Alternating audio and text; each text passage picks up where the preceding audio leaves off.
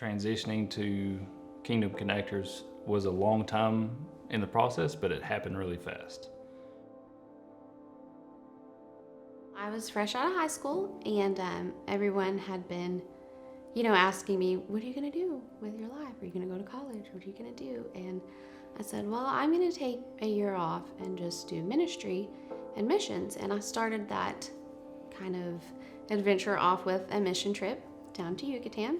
And I instantly just fell so in love with the people, with the culture, with the vision for the ministry to plant churches, and I wanted to stay. I was 18, and so of course I thought that I was fully capable of just leaving America and living in Mexico. And my parents were actually on that trip with me, and they were like, no, you're coming home. And I thought, okay, but I knew I was gonna eventually come back, or go back and be a part of this ministry. Fast forward a few years. At that time, I was still just praying that the Lord's will would be done and that He would move Pete in whatever direction, He wanted him to go and everything, because we were doing ministry at a local church.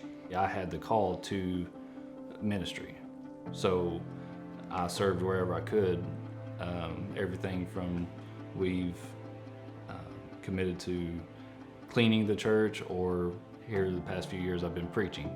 That our life has been, fully committed to ministry while we've raised a family, and I've been bivocational. So the call was not to Mexico was not ever off the table. It was just, I'm a bivocational pastor, so how can I live here, make money, and serve the church? How does that work? And a lot of that was God slowly giving me some contentment with where I was, but He was also, the past 10 years, I see it as Him training me to be useful there. So because I've been a quality manager, I've seen the good business and work ethic of doing things the right way, and also being a part of a gospel ministry. After about 24 hours in Mexico, I just saw God moving in him like I've never seen before. I just felt like he was coming alive. The dream was coming alive in him.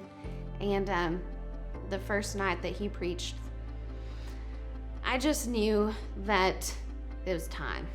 And I feel like I could be a part of this. This is something that was worth quitting my job, that was worth selling the house and fully investing in and serving alongside a guy like Chris, an organization like Kingdom Connectors, and the people of Yucatán. Our daughter Ivy was excited. She was all for it. She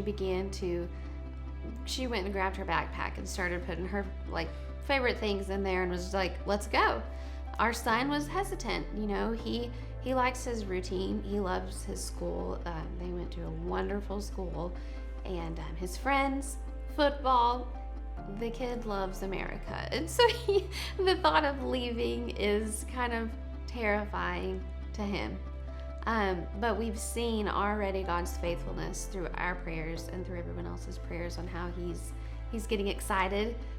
He's getting his own plan on how he can help the people, how he can share the gospel. I feel happy and excited because I'm going to follow what the Lord is telling me to do. I've been making bracelets, and I've been making them for my friends, for my new friends in Mexico. I'm going to give all the money to all the kids in Mexico, so they can have food and buy a home.